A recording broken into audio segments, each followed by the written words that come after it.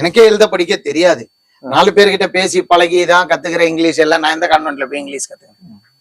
உங்களை மாதிரி 4 பேர்கிட்ட பேசி கத்துக்கிறது மீன்ஸ் அரையும் குறையுமா பேசிதான் எல்லாத்தையும் கத்துக்க முடியும். சைக்கிள் எடுத்தோன்னே கிளியரா ஓட்ட முடியுமா? சைக்கிள் கீழே உளுந்து மேல உளுந்து பைக்கு உளுந்து எல்லாம் பண்ணி தான் கத்துப்போம். அந்த மாதிரி அரையும் குறையுமா பேசி ட்ரை பண்றதே ஒரு வின் பண்ண மாதிரி தானே. அது இங்கிலீஷ் ஆகட்டும் ஏதாவது ஆகட்டும். என்ன இடையில கூட ஒருத்தர் சொன்னாங்க, நீ இங்கிலீஷ் பேசும்போது தப்பா பேசுறேன். இத்தனை பேர் பேசாம இருக்கிற இடத்துல நான் தப்பாச்சும் பேசுறேன்ல, அது நல்லதா பாருங்களா அப்படிங்கிறீங்களா? ஒரு ட்ரை பண்றேன்.